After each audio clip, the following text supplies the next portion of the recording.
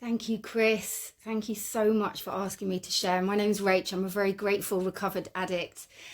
And thank you all for being here. I've never actually shared on a principals meeting.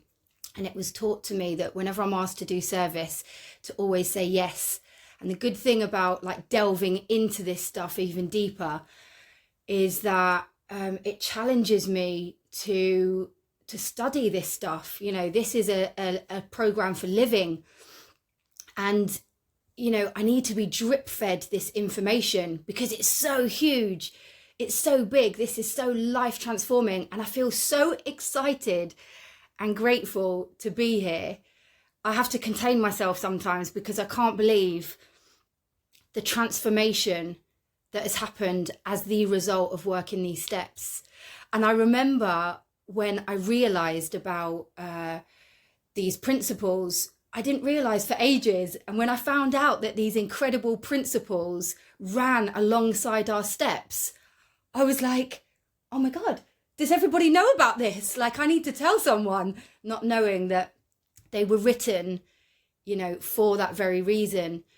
So I will do my best to share my experience and my understanding of these beautiful principles that I feel very, very grateful that have been brought to me, from my darkest days, from my lowest point in my whole life has come these principles. And so one being honesty.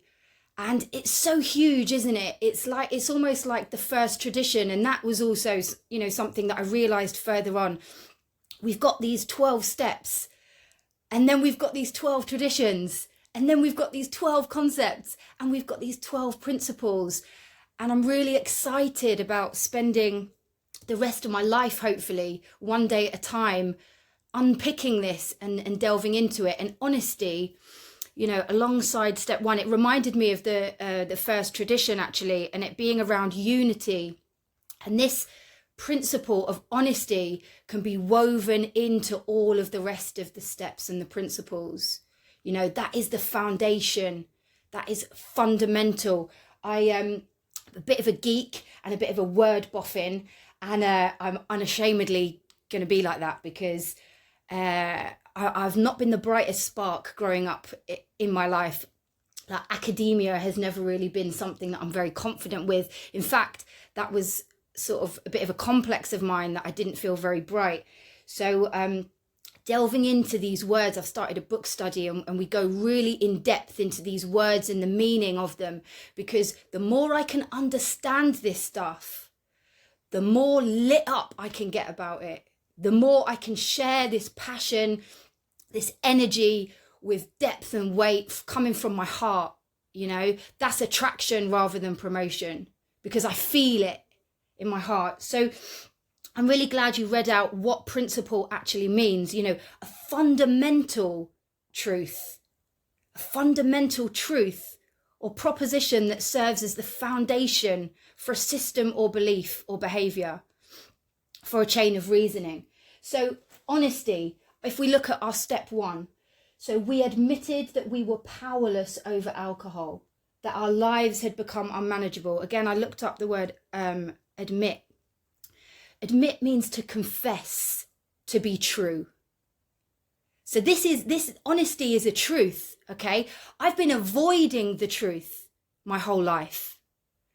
I've been drinking and using to avoid the truth. The beauty, welcome to any newcomers. If there's anybody in this room right now that's struggling or new into this fellowship, welcome, welcome, welcome, because this is a place where I am on a daily basis practicing to uncover this truth, this honesty. And the delusion, the insanity of my disease, just for a bit of context, is that I was living in a tent, okay, for 3.5 months. I'm a mother of 2. I slept with a hammer under one side of my pillow and a carving knife under the other side of my pillow. That's a little bit insane, isn't it? Now, I couldn't see I couldn't see my actions in that. I thought, oh, my life, why me? I'm a good person. Why is this happening to me? You know, life is going to get better. I'm sure I'm just going to, you know, I'm going to block it out. I had my head right buried in the sand, you know, hoping that this car crash of a life was just going to improve by itself. I needed to tap into this power that I didn't actually know existed.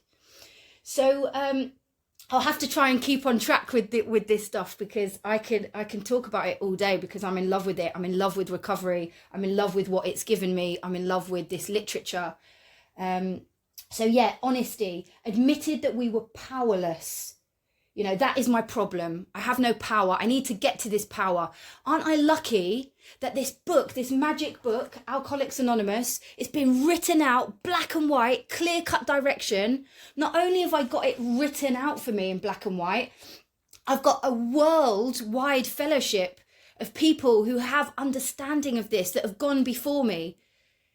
You know, they followed this path. That's all I need to do. And in How It Works, brilliant title, How It Works. That's a promise, isn't it? It works. The evidence is all the people that went ahead of me, who it's working for. It talks about honesty 3 times on that one page. You know, honest with themselves, constitutionally incapable of being honest with themselves, a manner of living which demands rigorous honesty. Many of them do recover if they have the capacity to be honest. So the beauty of this fellowship is that I'm in a space where I can slowly start to get real. Now, when I hear, this is not an insult, this is not a criticism, but if I hear people really struggling with their recovery, hating it, negative, I think this is an absolute gift that's been given to us. I just lost my train of thought. 1 sec, it'll come back to me. I get overexcited, you see. Let me just think where I was. Right, I'll go back to that. It will come back to me as I go along. So the honesty of my life becoming unmanageable. I'll just pull up my timer as well. Otherwise, I didn't press go on the timer. Dang, Chris, you're going to need to remind me, or Amy. Yeah, so honesty, yes. That's what I was going to say. See, my memory comes back. That's one of the great things about not taking ridiculous amount of drugs. Oh no, it's gone again. Okay, focus, Rachel.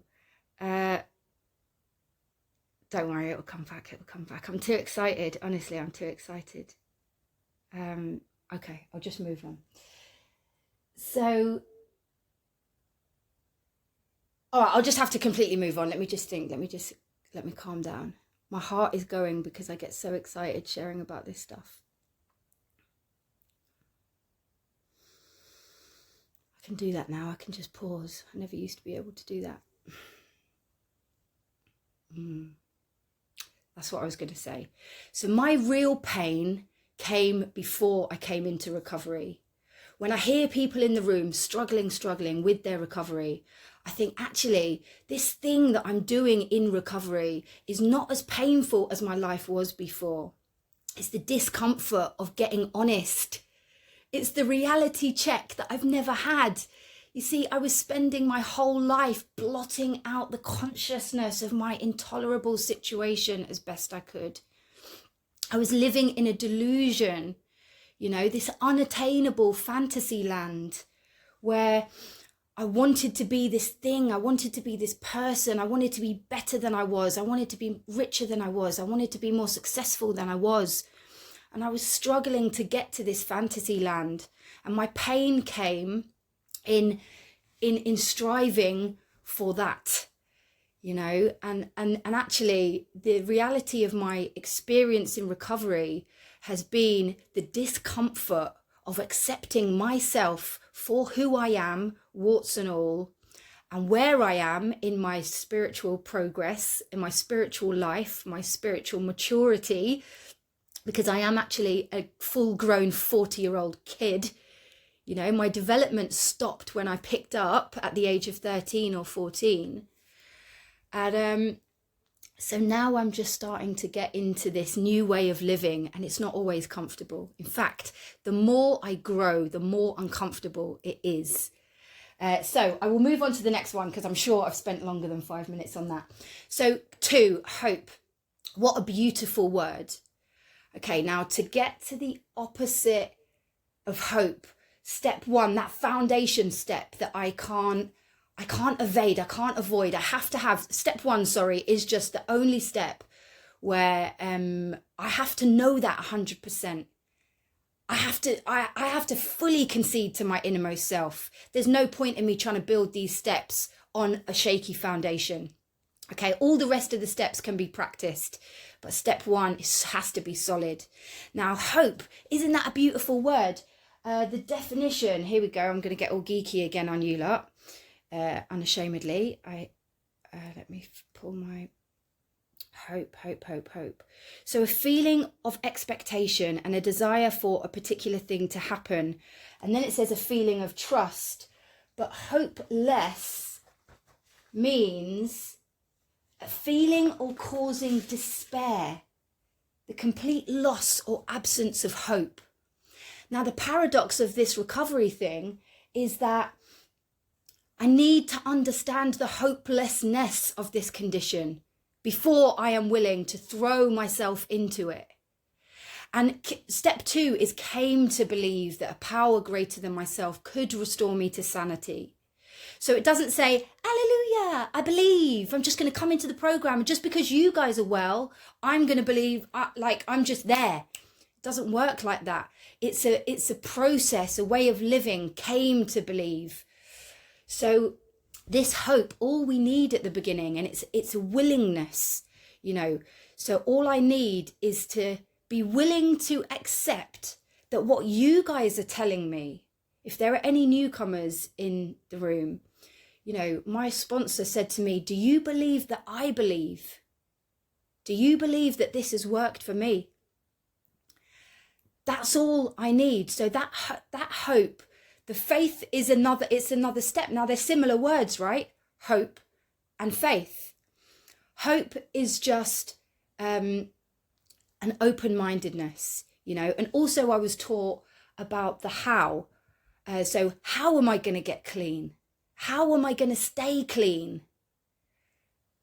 The H stands for honesty, the O stands for open-mindedness, and the W stands for willingness. And then ages later, somebody told me that those are steps 1, 2, and 3. Honesty, I need to admit. Open-mindedness, willingness, hope, I need to believe that this power could work for me if I'm going to commit to it. And 3, decided to give my will and my life over to the care of God as I understand. So I'll move quickly on to faith, just because I feel like I overshared on the first one. So faith. What a beautiful thing to have, right? Let's say faith, complete trust or confidence in someone or something. Complete trust or confidence in someone or something. Now let's look at the evidence here. Let's look at the evidence of me running my life myself. Okay. That didn't go too well. That did not go too well. But then, as I've started with this amazing program, I've seen that this power has been there the whole time. What the 12 steps has allowed me to do is to let go a little bit and to just trust this process. The only reason I was able to do it is because I saw you guys go ahead of me. The evidence of my experience is that as soon as I started doing the stuff, it started working. That's it. I can't deny it. Again, goes back to the honesty thing. As soon as I fully conceded, as soon as I opened my mind, as soon as I decided to give my will and my life, my thinking and my actions over to the care of God, my life started to change. So my faith has started to grow. And the beautiful thing about faith, which I love, is that even if I'm back in self-will, Even if I'm having a day where I'm just like, oh man, I'm back in my defect, I'm scared, I'm self-will run riot, I can show up, I can do my daily disciplines, I can log into a meeting, and I can borrow your faith. I can listen to somebody else's experience, strength and hope. And I can believe that, you know what, okay, maybe I've had many years of abusing my mind and my body. This is going to take patience. This is going to take discipline that Young's going to speak about in a bit. You know, this Rome was not built in a day. So this faith begins to grow. And the beautiful thing about step 3 is that it's a decision. I don't know yet how to until I've gone through the steps. And the beautiful thing about our, you know, that symbol, the AA symbol, is the infinite circle around our 3 legacies, is that this is infinite. The reason I still keep on refreshing myself going through this book, the reason every single day when I'm on my knees every morning doing that step 3 prayer, I'm recommitting. I'm submitting.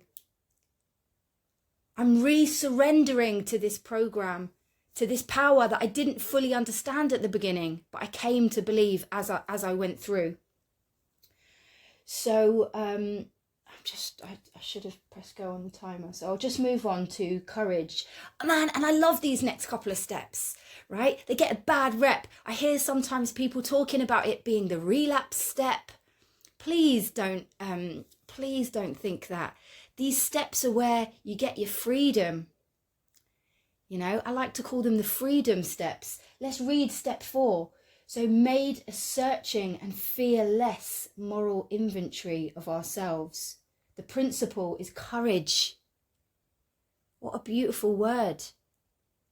What beautiful principles. I don't know about you lot, but these principles, I was the opposite of all of them in my addiction. I didn't understand what they meant. I didn't understand how to practice them. I didn't feel safe. In fellowship, we can practice them and sometimes maybe get it wrong.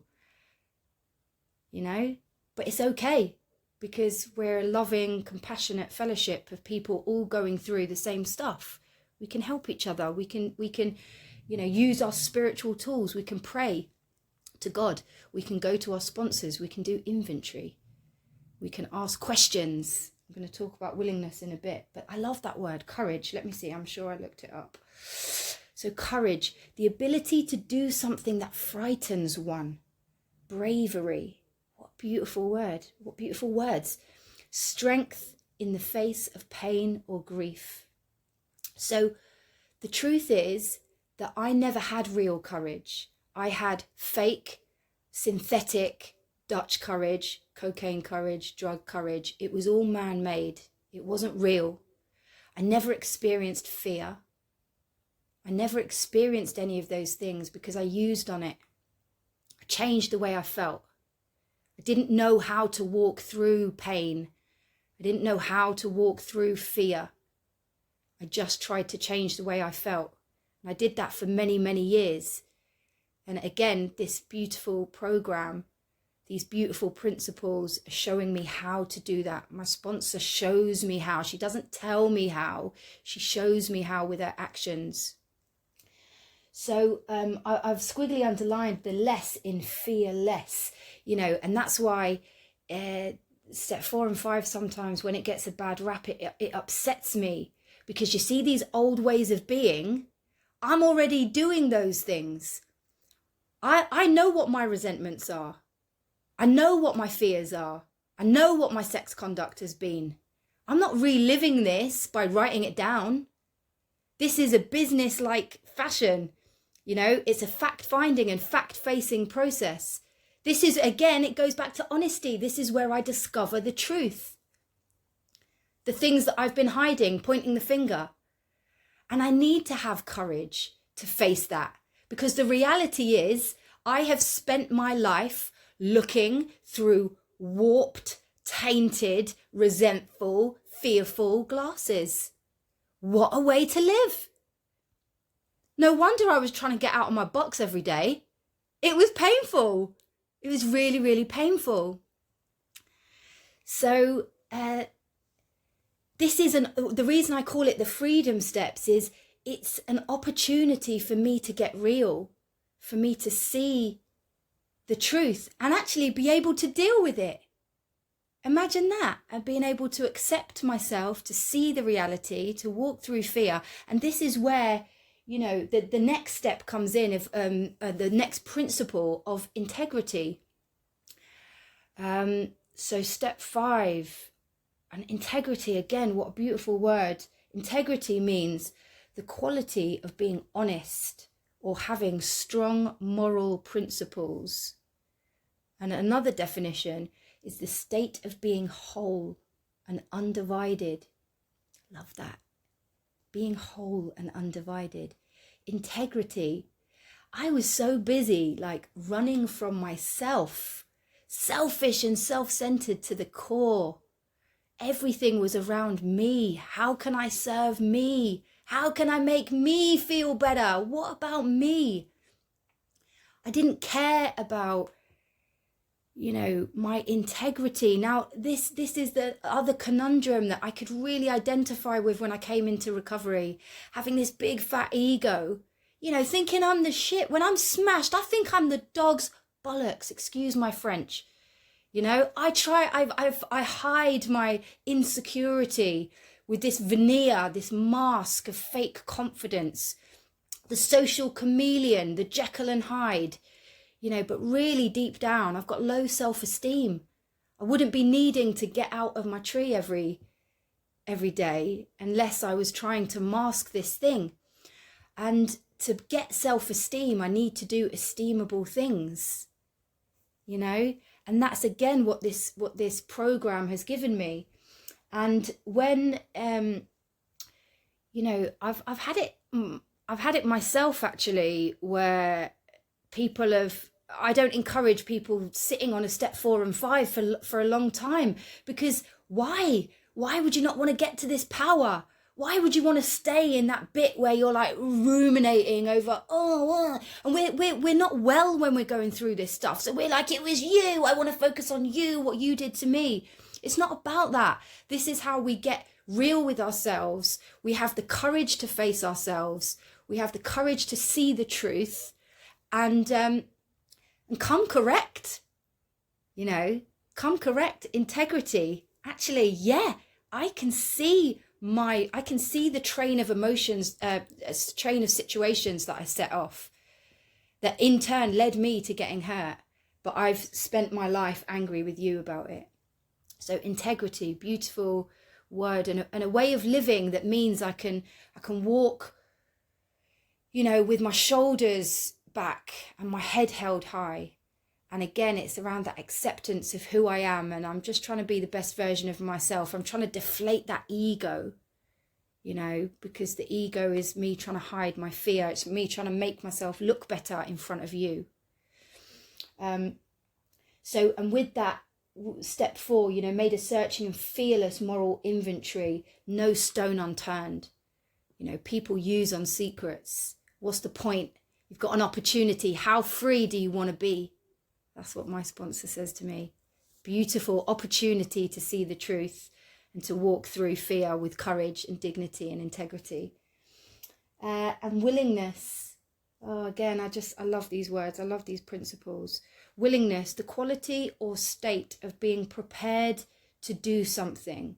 Readiness. So earlier on, when I got a little bit tongue-tied, it's because I was thinking about willingness. And it's so sad. It makes me so sad to see people come into this fellowship and have these spiritual tools laid at their feet. We've got clear-cut direction.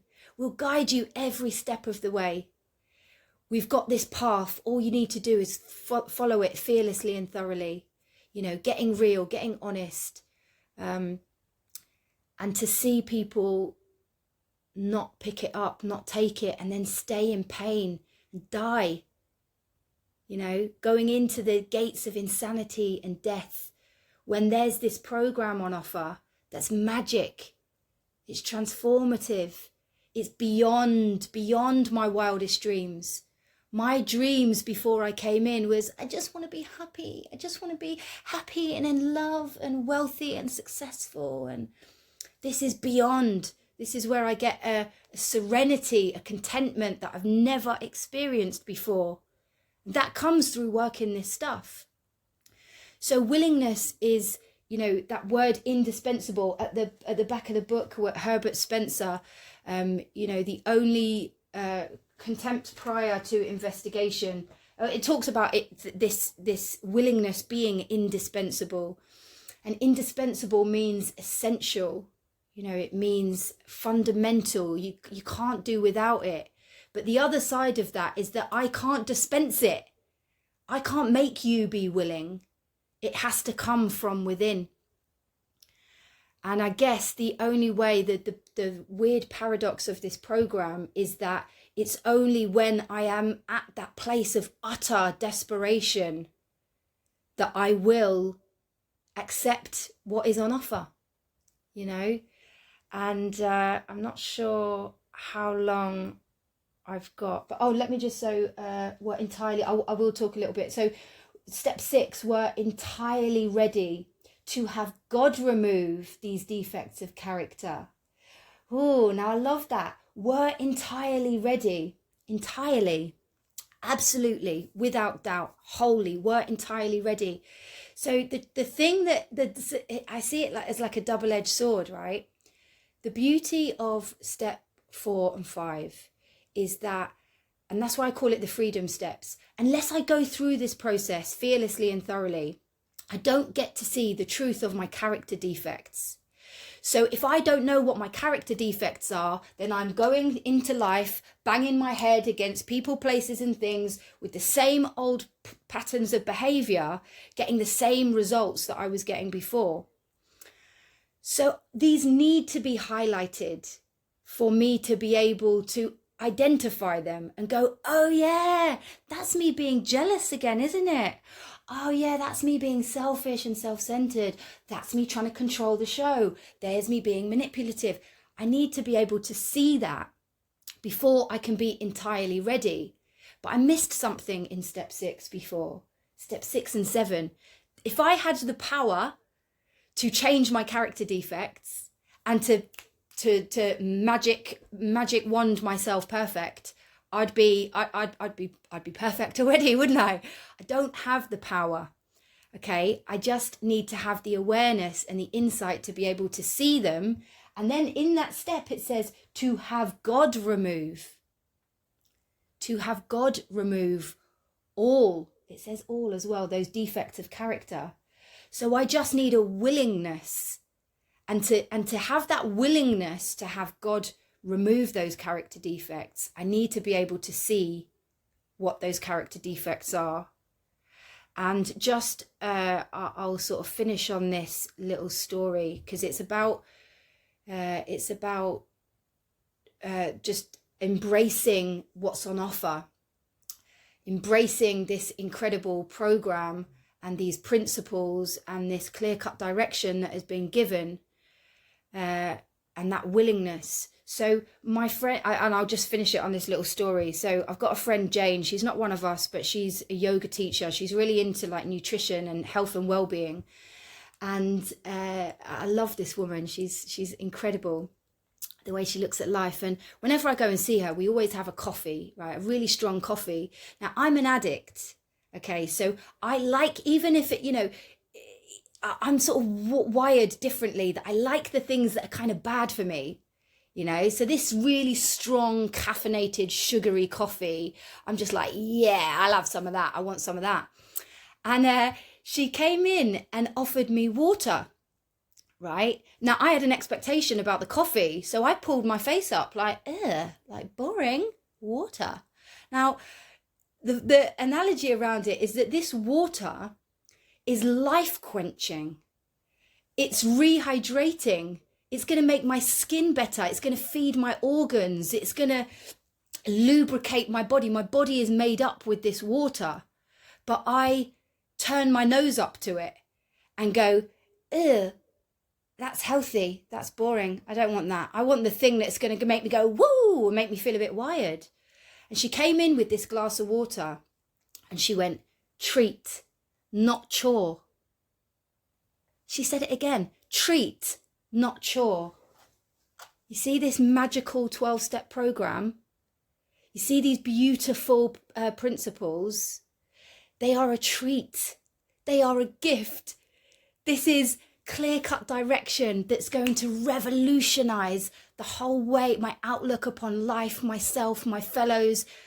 This is an absolute treat. So if I have a willingness to throw myself into it, like, thank you for this gift, my recovery is going to be better, my life is going to be better, my attitude is going to be better, and I'm going to enjoy my recovery. And that's what I want. I did not get clean and sober to be miserable. You know, I want to have a life where I can be happy, joyous, and free.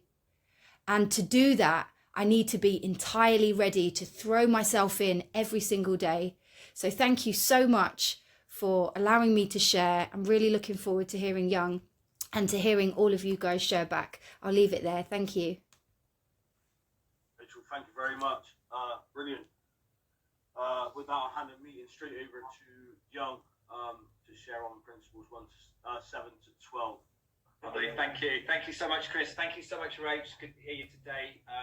Good morning. It is morning. Good morning, everyone. Good morning, family. My name's Young. I'm a very grateful, recovered drug addict today. Good to be here. Welcome to any newcomers or anyone struggling. As Rach said, this stuff doesn't have to be a struggle. It's not meant to be. Like life itself. I used to make such hard going of life. You know, I was a drug addict for many, I was going to say centuries now, for many decades. And I'm free today.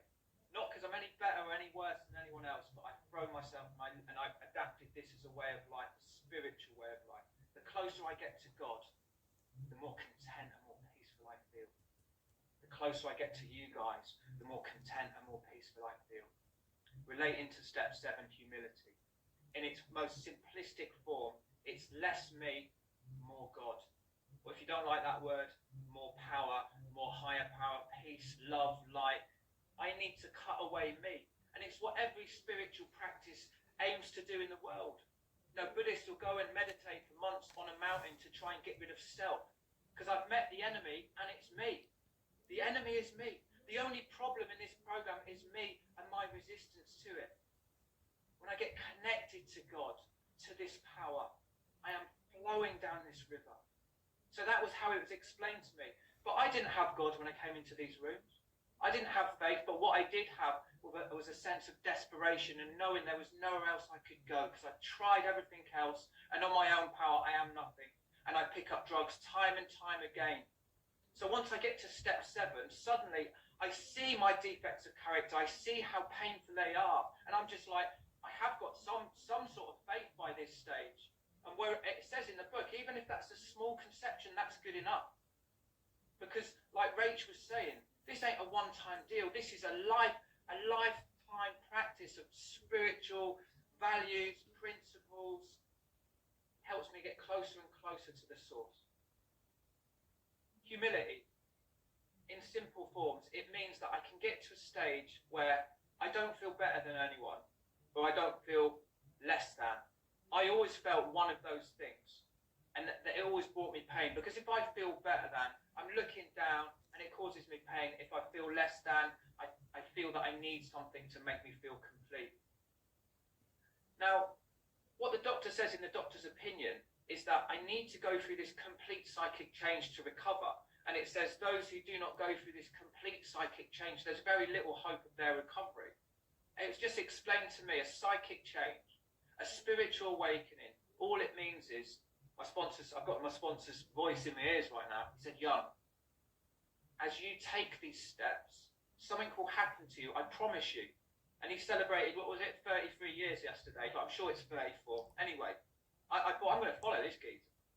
He said, as you go through these 12 steps, something will change in your soul. And it might not be quickly, but it will happen.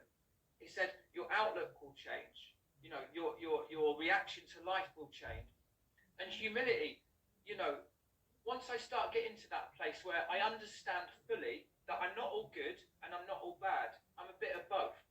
I I understand my flaws, but I understand my strengths as well. I'm able to see the world in a completely different way, part of that psychic change. I'm thinking of the step 3 and the step 7 prayer. For me, and I'm only talking, this is just my experience, it was only when I got to step 7 how I truly understood what it meant to turn my will and my life over to God. I could see my defects of character, and I can see that's if I'm not turning towards God, I'm living in selfishness, fear, dishonesty, resentment, all those things. But when I'm turning to God, let's think about those 2 prayers. One of them says, God, rebuild me, basically. Build me as you want to. I needed rebuilding because I was a hopeless junkie, a thief, a liar. I needed rebuilding. Please, God, please rebuild me. Relieve me of this bondage of myself. I'm a slave to my thinking where I think I'm better than people, or I think I'm a piece of shit, excuse my language. Take me, all of me, good and bad. Because I'm not good, I'm just a bit of both because I'm a normal flawed human. What humility does for me, and I'm not saying I'm humble, I fall in and out of these things. It helps me just be okay. I'm just okay. I don't need to be anything. And that's a million miles away from the desperate person I was when I walked through these doors. So step 7, less me, more God. Less me, more God, more of this divine power that helps me flow through life and not hate myself like I used to for years and years and years. Next one, love. Who doesn't love love? This whole program is about love. These 12 steps is like a beautiful love story. I can only talk about myself. I came in these rooms with no love for myself. I hated myself. I wanted to die every day for the last year and a half out there. How I'm not dead, I do not know. How can I not be grateful to be alive today? I've escaped death. I've been shown a new way of life. I've been shown this path where I can live in a place where I love life and I don't need a substance to try and get me to this place that I couldn't get to myself. So it's like this beautiful love story, but relating to step 8. So step 8 and 9 is all about me getting right with others. Because I'd caused a lot of damage to people. I'd robbed people, I'd lied, I'd cheated, I'd done all these things that used to just hit me in the face hard. Whenever I got clean, I used to just get these huge waves of guilt and shame and remorse for all the things that I'd done. Not because I'm a bad person, although they were bad things, but because I was a very ill person. As I started to be able to see that, and I can see these later steps in 9 that I can make amends, I can put right the wrongs that I've done in my past. Because I remember because I've been in a lot of treatment centres, and I used to come out of those places, and I used to think all I need to do is put down the drugs and alcohol and I'll be okay. What I learned that they weren't the problem. They were my solution to life. So you take out my solution, I'm left with me. I'm this massive ball of walking resentment and anger, and then what comes back to me? This guilt and shame because of the harms that I've done, because I didn't want to do those harms, and I'm hating myself for it. So my experience has been, as I took the steps the first time, I started to find this forgiveness for myself. I started to feel this love of this power that I'll call God, but you can call what you want. And then when I can love myself, when I love you guys, which I do dearly today, any of you lot phone me up and want help, I'll be there for you. I will. I'll guide you through these steps if you want. Anyone today. And then I can love myself. I get a love from God. I love you guys. And then I get a peace from within. Because this is all about getting peace. I just thought about step 2. I don't know why. But I needed to be restored to this sanity. Because all these principles flow into each other. We could say love goes through all of it. Willingness goes through all of it. Honesty goes through all of these 12 steps. I needed to be restored to this sanity. The word sane comes from the Latin word sanitas, meaning whole. So there was a piece of my pie missing. You could maybe say there was a piece of love missing from my heart. I needed to be restored to this place of self-love. This place where I can love others. Because I learned that my problem isn't drugs or alcohol. It was selfishness and self-centeredness, driven by 100 forms of fear. If I'm living that, I'm not showing any love. And if I am, it's because I want something back off you. I know today, love to me just means concern for other people. Where I don't need anything back off you. I can show genuine love and concern. But in step 8, it's about me getting right with those that I've harmed. Going on to step 9. forgiveness. I always thought step 8 and 9, when I first came into the rooms, years ago actually, about 10 years ago, I'm not 10 years clean, I'm about 4.5 years, thank God. I looked at the steps on the wall and I thought, right, I'm going straight to step 8 and 9. I'm going straight to step 9 because I felt so like a piece of shit inside, low self-esteem, hated myself. I wanted to go around, and I did do this, and I don't recommend it to anyone. Run around to everyone going, right, I'm 2 weeks sober now, I'm 2 weeks clean, please forgive me, because I needed people's validation, I needed people's love, I need, but that was my problem, because I needed, when I didn't get those things, I felt resentful, and I felt hurt, and I felt ashamed, and all that remorse and guilt came whooshing back, and then I go out and use again.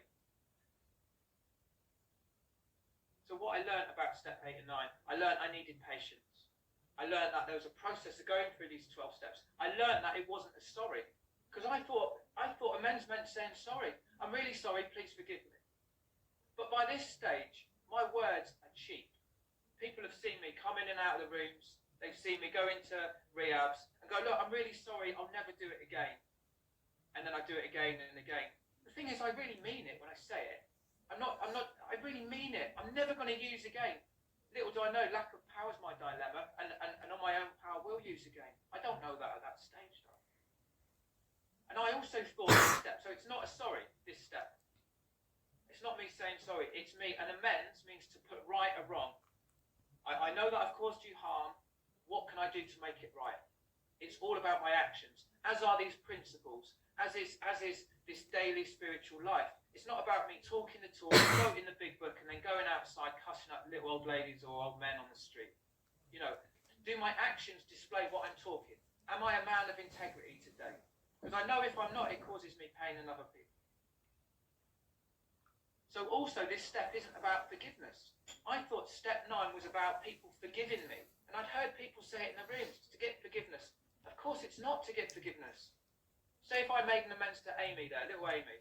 Have I got any power, I know Amy, have I got any power how Amy's going to respond to my amends? Of course I don't. She might say, no, I don't want to hear it, bugger off sort of thing. I've got no power. Now, my experience has been, some amends, people did forgive me, but some people chucked me out of their house. But my side of the road is clean. I can hold my head up high. This is the beauty of the amends process in my experience. I was reborn. I have been reborn. I'm not that dirty junkie that walked through those doors. I put right the wrongs. My side of the road is clean, and I can see clearly. We talk about turning towards God. I can see my old self and who I don't want to be today. And with God's help, I can hit that. No, that's life. I can see the bullseye of perfection, of spiritual. I'll never hit it. I doubt. But I can try each day.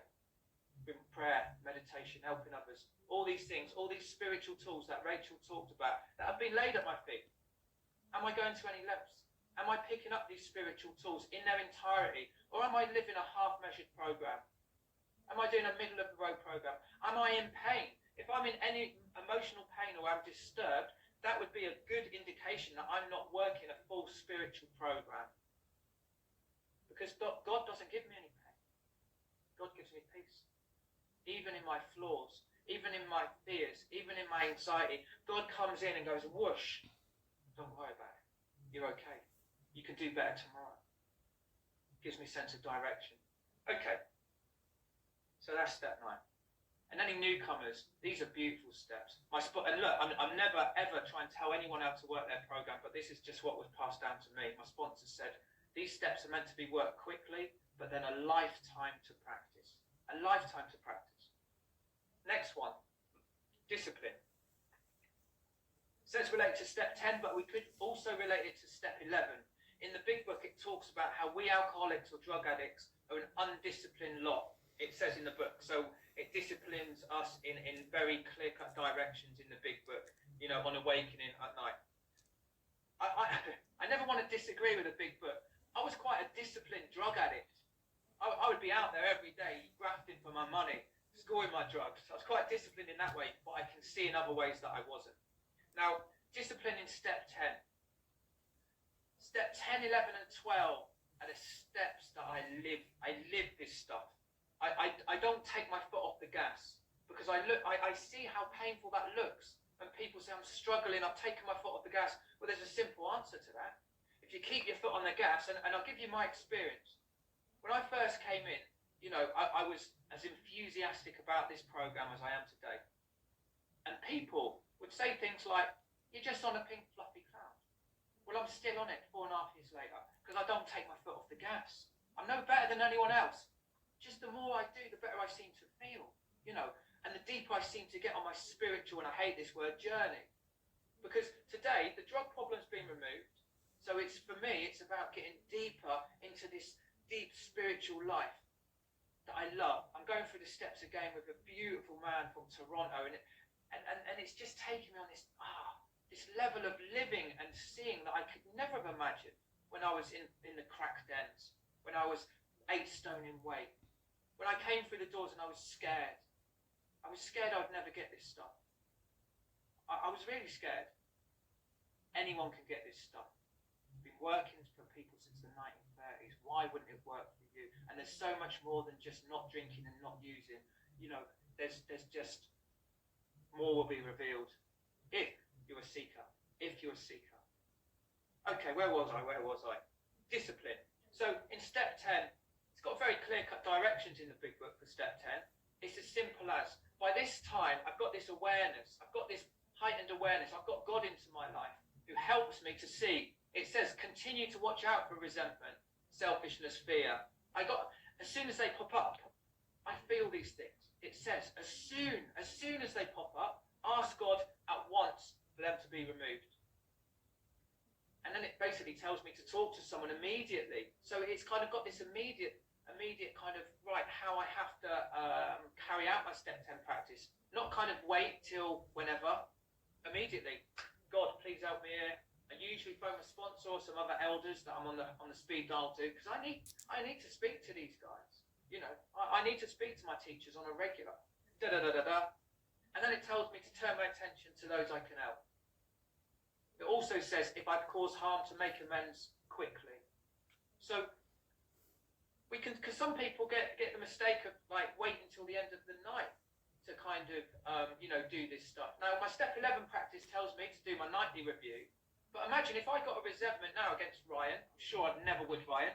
If I did, right, and I waited till the end of the night, all day in my head I'm thinking about Ryan. Oh bloody hell! I can't afford to be in these resentments. Anger, dubious luxury of normal men. Because normal men and women, when they're angry, they don't smash themselves up on alcohol, heroin, cocaine, whatever it might be. But people like me do. I need to be free of anger. So my step 10 practice, and it doesn't mean I'm never going to be angry or anything like that. I'm just going to give you a very quick example of my step 10 practice. How long am I right for time, Chris? Cool, man. So my kids live in Suffolk and I live in Sheffield. One day I dropped them off at home with their mum, and she said some really hurtful things to me. It really, really hurt me. And I got back in the car, 5-hour drive back to Sheffield, and I'm in the car and I could feel this resentment. I could feel it like poison going through me. I could really feel it. So straight away, I'm like, God, please help me, because I know I can't get rid of this thing in my head. Because the problem comes from there, I can't get rid of it in there. The same as my addiction, the same as my selfishness, the same as my fear. I understand that my self-reliance fails me in those areas, so I need God's help. And then I pick up the phone to my sponsor and I start bitching a little bit about her. You know, oh, she's done this. He said, why wouldn't she talk to you like that? You've been a real arsehole to her all those years. I was like, yeah, I've done a menzo, so what? You know, and the way he said it helped me to see things from a different angle. And then I think I got on a Zoom meeting and then I spoke to a load of newcomers. By the end of that process, the resentment had gone, been removed. If I hadn't have gone through that process, I would have been screwing for 4 hours and my head would have been very angry, right? Tick, tick, tick, tick, tick. If I stay in that too long, there might be a drink or a drug at the end of that, maybe. You know, I can't afford to be in that. And I don't want to be that person. I used to be a very angry person because I didn't come into this program to still think like a drug addict or still act like a drug addict.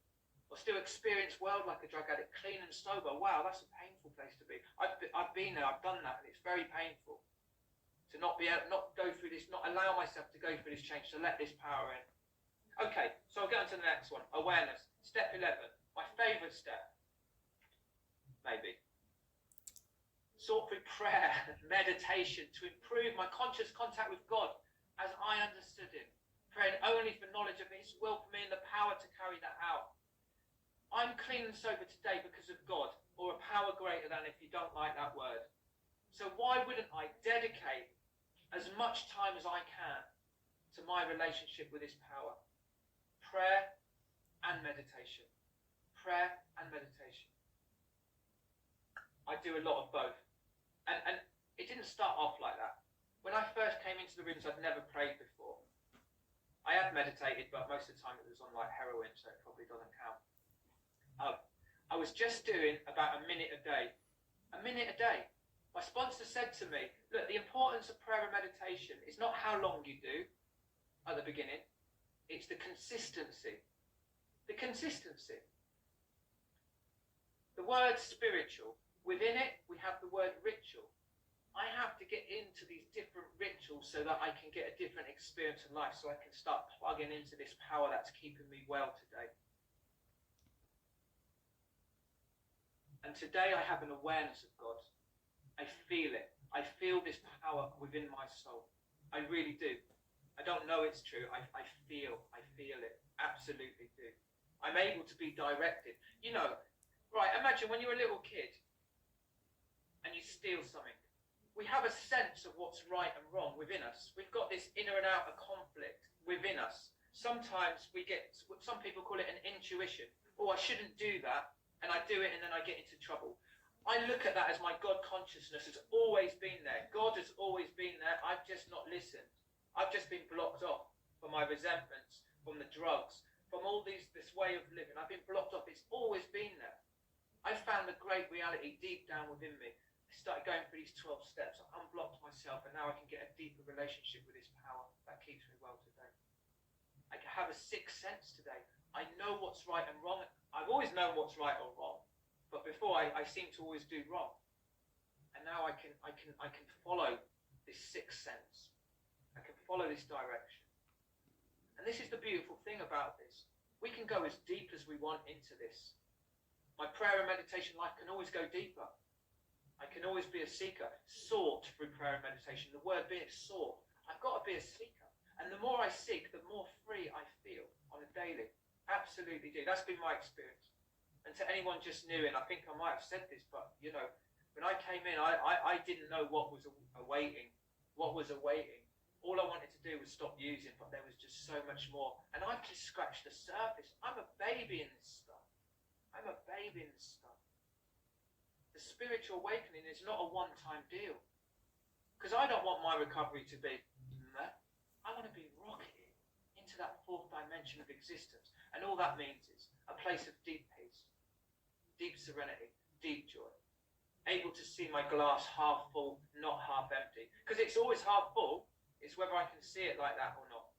It is for all of us. We've got the gift of life. But it's whether I can see it or not. God's always there, but am I plugging in? Am I plugging in? Okay, lastly, I hope I've gone over my time. Service. So step 12.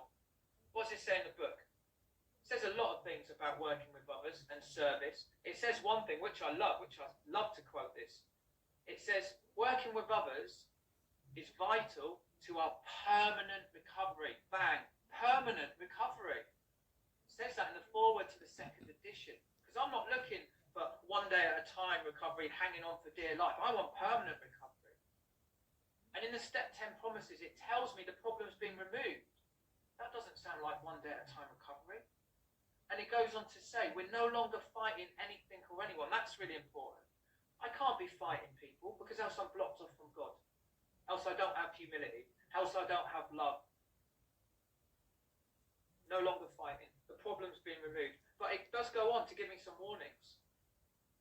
And it says I've got to stay in a spiritually fit condition. I'm only doing that through the practice of my 10, 11, 12.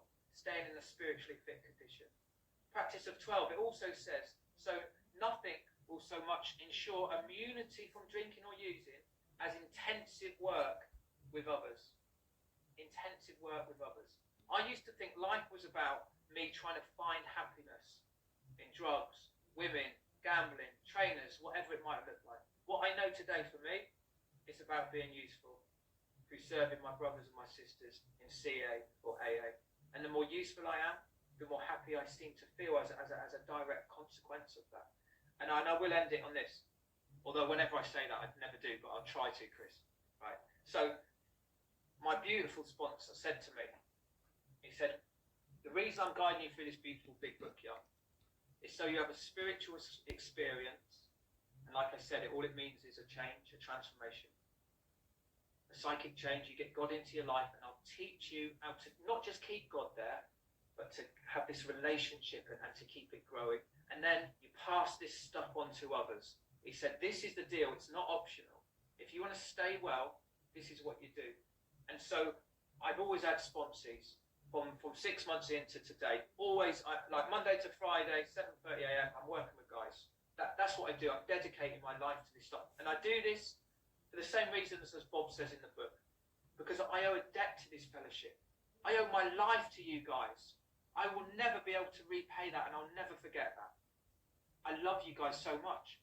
You know, I can't, my soul is with you because you've given my soul back to me.